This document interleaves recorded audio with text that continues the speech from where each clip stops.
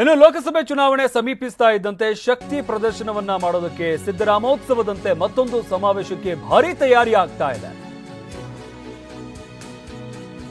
ಲೋಕಸಭೆ ಚುನಾವಣೆ ಸಮೀಪಿಸ್ತಾ ಇದ್ದಂತೆ ಶಕ್ತಿ ಪ್ರದರ್ಶನಕ್ಕೆ ಮುಂದಾಗಿರುವಂತಹ ಕಾಂಗ್ರೆಸ್ ಸಿದ್ದರಾಮೋತ್ಸವ ಏನ್ ಕಾರ್ಯಕ್ರಮ ಆಗಿತ್ತು ಅದೇ ರೀತಿಯಾಗಿ ಮತ್ತೊಂದು ಸಮಾವೇಶಕ್ಕೆ ಭಾರೀ ತಯಾರಿ ಆಗ್ತಾ ಇದೆ. ಇನ್ನು ಕಾಂಗ್ರೆಸ್ನಲ್ಲಿ ಹಿಂದುಳಿದ ವರ್ಗಗಳ ನಾಯಕರ ಸ್ಥಾನಕ್ಕೆ ಪೈಪೋಟಿ ಒಂದು ಕಡೆ ನಡೀತಾ ಇದೆ. ಸಿದ್ದರಾಮಯ್ಯ ಬೆನ್ನೆಲುಬಾಗಿ ಅಹಿಂದ ಸಮಾವೇಶಕ್ಕೆ ಸಿದ್ಧತೆಯನ್ನ ನಡೆಸಲಾಗ್ತಾ ಇದೆ.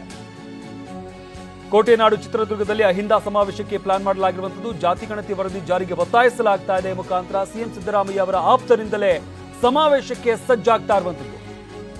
ರಾಜಕೀಯ ವಿಚಾರಗಳಿಗೆ ಸಂಬಂಧಪಟ್ಟಂತೆ ಕೂಡ ಲೋಕಸಭೆ ಚುನಾವಣೆ ನಂತರ ರಾಜಕೀಯ ತಂತ್ರಗಳ ಕುರಿತು ಕೂಡ ಸಾಕಷ್ಟು ಚರ್ಚೆಗಳಾಗ್ತಾ ಇರುವಂತದ್ದು. ಕೇಂದ್ರದಲ್ಲಿ ಬಿಜೆಪಿ ಆಡಳಿತ ಬಂದ್ರೆ ಸ್ಥಿತ್ಯಾಂತರ ಆಗುವಂತ ಸಾಧ್ಯತೆ ಇರುವಂತದ್ದು. ಕಾಂಗ್ರೆಸ್ನಲ್ಲಿನ ಆಂತರಿಕ ಒಳ ಒಪ್ಪಂದದ ಪ್ರಕಾರ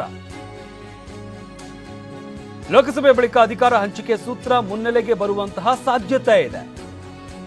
ಮೊಳಕೆ ಹಂತದಲ್ಲೇ ಸೀಟ್ ಹಂಚಿಕೆ ಸೂತ್ರ ಚಿವುಟೋದಕ್ಕೆ ಈ ರೀತಿಯಾದಂತಹ ತಂತ್ರ ಏನಾದರೂ ಮಾಡಲಾಗ್ತಾ ಇದೆಯಾ ಅನ್ನೋ ಒಂದು ಪ್ರಶ್ನೆ ಕೂಡ ಇರುವಂತದ್ದು. ಒಟ್ಟಾರೆಯಾಗಿ ಸಿದ್ದರಾಮೋತ್ಸವದ ರೀತಿಯಲ್ಲಿ ಮತ್ತೊಂದು ಅದ್ಧೂರಿ ಕಾರ್ಯಕ್ರಮವನ್ನು ಮಾಡೋದಕ್ಕೆ ಸಿದ್ದರಾಮಯ್ಯ ಆಪ್ತರು ಸಿದ್ಧತೆಯನ್ನ ಮಾಡಿಕೊಳ್ತಾ ಇದ್ದಾರೆ ಅಂತ ಹೇಳಲಾಗ್ತಾ ಇರುವಂತದ್ದು. ಈ ಬಗ್ಗೆ ಮತ್ತಷ್ಟು ಮಾಹಿತಿ ನೀಡುತ್ತಾರೆ ನಮ್ಮ ಪ್ರತಿನಿಧಿ ಪ್ರಸನ್ನ. ಸದ್ಯಕ್ಕೆ ಸಿದ್ದರಾಮಯ್ಯ ಅವರ ನೇತೃತ್ವದಲ್ಲಿ ಮತ್ತೊಂದು ಬೃಹತ್ ಸಮಾವೇಶ ಮಾಡೋದಕ್ಕೆ ಅವರ ಆಪ್ತರು ಸಿದ್ಧತೆ ಮಾಡ್ಕೊಳ್ತಾ ಇದ್ದಾರೆ ಅಂತ ಹೇಳಲಾಗ್ತಾ ಇರುವಂತದ್ದು. ಹಾಗಾದ್ರೆ ಏನೆಲ್ಲ ರಾಜಕೀಯ ಲೆಕ್ಕಾಚಾರಗಳಿದೆ ಈ ಒಂದು ಸಮಾವೇಶಕ್ಕೆ?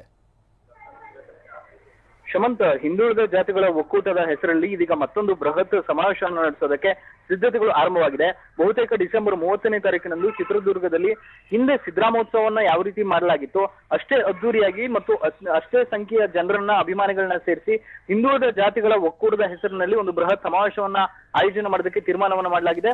ಹಿಂದುಳಿದ ಜಾತಿಗಳ ಬೇರೆ ಬೇರೆ ಒಕ್ಕೂಟದ ನಾಯಕರೆಲ್ಲರೂ ಕೂಡ ಈ ಒಂದು ಸಮಾವೇಶದಲ್ಲಿ ಭಾಗಿಯಾಗ್ತಾ ಇದ್ದಾರೆ.